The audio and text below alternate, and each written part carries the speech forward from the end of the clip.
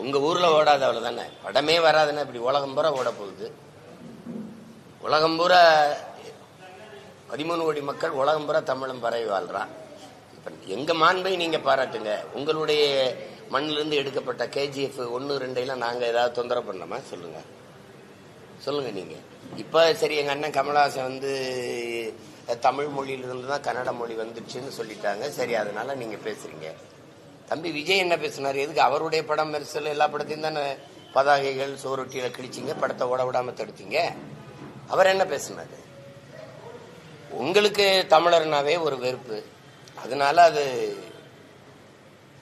நீங்க இப்படித்தான் பார்க்கணும். நீங்க தமிழில் இருந்து பிறந்த மொழிங்கிற ஒரு வரலாற்று உண்மையை சொன்னதிலேயே கன்னடர்களுக்கு வெறுப்பு இருக்கு.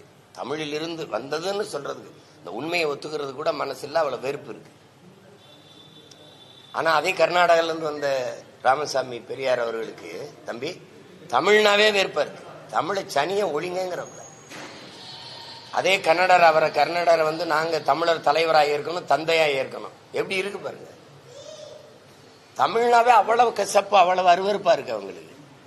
வரலாற்று உண்மை என்னன்னு பாருங்க. இப்ப நாங்க தமிழர்கள், எங்களுடைய தோற்றுவாய் எது, எங்களுடைய தொடக்கம் எது, எங்கள் மொழியினுடைய தொடக்கம் எதுன்னு நாங்க வரலாற்று பூர்வமா சொல்றோம். அப்படி கன்னடர்கள் மொழியியல் ஆய்வறிஞர்கள், வரலாற்று ஆய்வறிஞர்கள், தொல்லியல் ஆய்வறிஞர்கள் சொல்லுங்க, கன்னடம் மொழி எப்ப தோன்றியது, கன்னடம்ங்கிற ஒரு இனம் எந்த காலகட்டத்தில் உருவானதுன்னு சொல்லுங்க. அப்படிதான் அதானே. சரி, அது அவங்களுக்கு ஒரு பிரச்சனை பண்ணணும், அதுக்கு இது ஒரு காரணமா ஆயிடுச்சு.